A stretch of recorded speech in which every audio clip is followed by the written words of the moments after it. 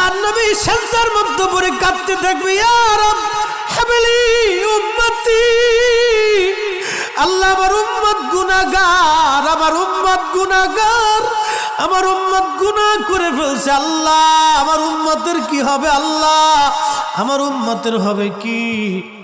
আল্লাহ পাক ডাক দিয়ে বলবেন, হাবিব আপনি আর সেজদায় পড়ে থাকবেন না, মাথা উঠান।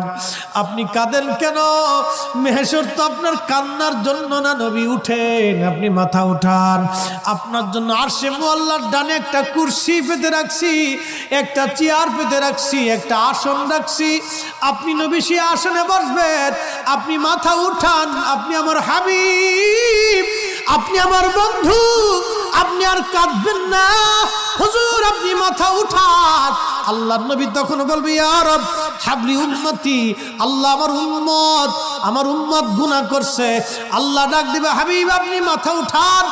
আপনি সর্বপ্রথম হামদের পতাকা উড়াবেন, আপনি সুপারিশের পতাকা উড়াবেন, আপনি যাকে খুশি তাকে নিয়ে জান্নাতে চলে যান। একবার জোরে বলা যাবে কি সুবহানাল্লাহ? নবী আমার ডেকে বললেন, আয়েশা রে, মানুষের জীবনের কঠিন সময় যখন তার মৃত্যুর সময় এসে যায়, কঠিন মৃত্যুর দূত আসে, যখন গুনাহগার ব্যক্তি, যখন নাফরমান ব্যক্তির কাছে মৃত্যুর দূত আজরাইল আলাইহিস সালাম আসে, বিকট চেহারা নিয়ে আসে, দুর্গন্ধময় পোশাকগুলি নিয়ে আসে, দুর্গন্ধময় পোশাকগুলি নিয়ে আসে, বান্দাকে ধরতে আসে। তখন এই আত্মাটা, রুহুটা মাথার দিকে একবার দৌড়ায় যায়, হাতের কোনার দিকে দৌড়ায় আসে, পায়ের তলার দিকে দৌড়ায় যায়, সারা শরীরের ভিতরে ছটফট করতে থাকে। তখন এই মৃত্যুর যন্ত্রণা বাড়তে থাকে, এত কঠিন যন্ত্রণা তার হয়।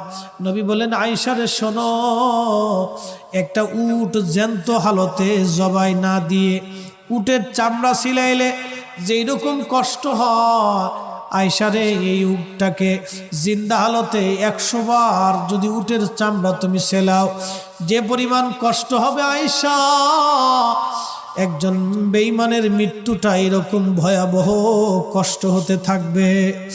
আয়েশা রে তুমি কি জানো ইমানদারের মরণটা কেমন হবে?